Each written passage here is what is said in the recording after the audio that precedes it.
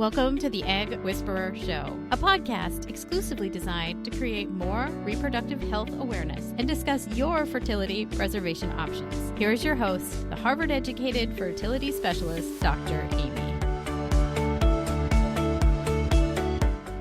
Hi everyone, welcome to the Egg Whisperer Show. I'm Dr. Amy, your host, and we're going to talk about the 4 things I want you to know about PCOS. And I've renamed it. Hope Syndrome. Why? Because if you have PCOS, it doesn't mean you lose hope. It doesn't mean that you can't get pregnant. It simply means that you inherited something, probably from your mom and your dad, that caused you to have high androgens, lots of eggs on your ovaries, periods that are irregular, and sometimes problems with your body size. And guess what? There's a solution for all of that. And that's why I've come up with this. Think of it as a PCOS revolution to help you guys know what to ask your doctors so that you can get the help you need. I don't want you to get the help you need just when you're trying to get pregnant.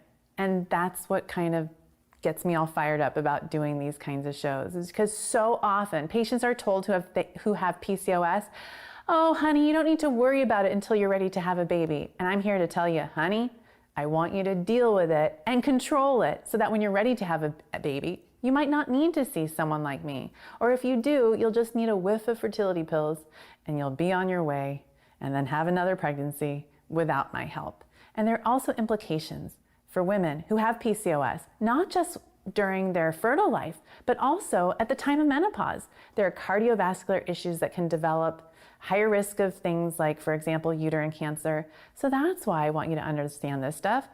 This information isn't fear-based, it's love-based. And that's why you can tell by the name Hope Syndrome that I'm trying to give you the hope that you need so that if you have PCOS, you don't get depressed by some of the messaging you might be seeing online or maybe from really well-intentioned doctors. Let's break it down. The H, high testosterone or high androgens. Women with PCOS often have high androgens. Not everybody, but if you are one of those people, be sure to get your levels checked. Levels, testosterone, dihydrotestosterone, androstenedione, DHEA, DHEAS. Talk to your doctor, see what levels they want to have checked for you. Get that as a baseline and then treat the levels. I'm going to break down how to fix the high testosterone. Nutraceuticals, for example, like ovasitol, alpha-lipoic acid, and acetylcysteine. I even ask my PCOS patients to take CoQ10. The pharmaceutical drugs that you can take, metformin, spironolactone, birth control pills, these can also help in lowering your testosterone levels. And then if you lower your testosterone, when you're ready to get pregnant, potentially you'll have normal and healthy ovulations and a healthy pregnancy. A high testosterone level is something that I think can impact the health of a pregnancy. So that's why it's super, super important for me to make sure that my patients who have Hope Syndrome go into a pregnancy with normal testosterone levels. So now the O of the Hope is ovaries with lots of eggs. That's just how they appear. You can see this beautiful string of pearls. Not everyone has it, but it's just basically having over 10 follicles. Some people say it's 10, 12, 15, 20, but basically there's an appearance that the ovary has. And an AMH level of over 3.0 can also be a key to the possibility that you might have PCOS. And then the other thing is how they look when you're actually looking at an ovary. You can see during a laparoscopy surgery, for example, if someone has PCOS, they have a little bit more volume to their ovary. And I'm just showing you a picture here of what an ovary looks like that doesn't have PCOS and what an ovary looks like that does have PCOS. But just looking at an ovary does not mean you have PCOS. Something like 15% of women can have an ovary that looks like it has PCOS when it really just is an ovary that has lots of eggs. So that's why it's super important to me that you please confirm this ovary syndrome before you start thinking you might have Hope Syndrome when you might not. So now let's break it down for the P, periods that are irregular. So periods that are irregular can cause issues like endometrial hyperplasia, uterine cancer. That's why we care. For my patients, I suggest that they have a healthy period every 3 months or so to prevent these conditions from developing. And if you're trying to get pregnant, periods that are irregular also mean ovulation that is not occurring. And that's super frustrating when it's time to get pregnant.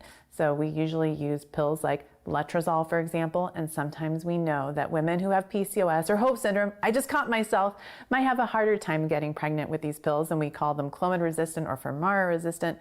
But I just say, I just have to work a little harder to talk to your ovaries. And sometimes I add steroids like dexamethasone and naltrexone. And sometimes we add a whiff of injectables to get the ovaries to grow eggs. And in some cases, we consider IVF as an option because if a woman is very sensitive to the drugs and has a very robust response, she might be at risk for having more than twins. And so that's when doing IVF might make sense. So we can create a single embryo to put it into the uterus so we're not dealing with lots of babies at once. So now the E, exercise and eating.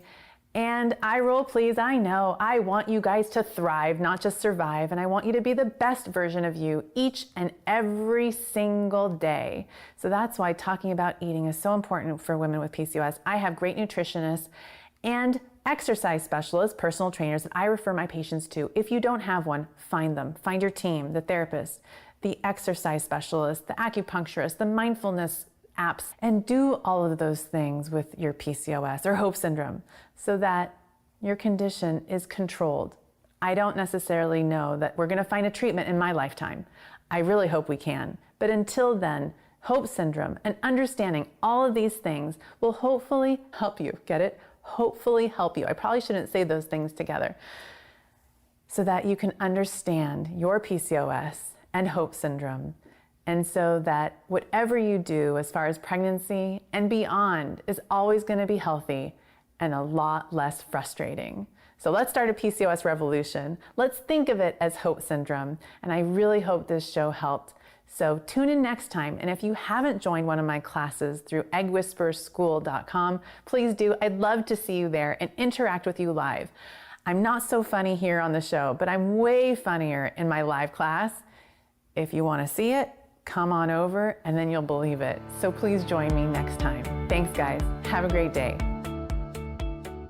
Thank you so much for listening and making the Egg Whisperer Show a part of your weekly routine. To find show notes and a full transcript for this episode, visit dramy.org and look under the blog tab. While you're there, you can find a link for the Egg Whisperer newsletter, which keeps you in the know about fertility news. You can also find Dr. Amy and the Egg Whisperer Show on YouTube, Instagram, or Facebook. If you'd like to learn even more, Dr. Amy offers classes at the Egg Whisperer School, eggwhispererschool.com, or you can request a consultation on dramy.org. Thank you so much for tuning in and for sharing the Egg Whisperer Show with others. Keep sparkling and have a great day.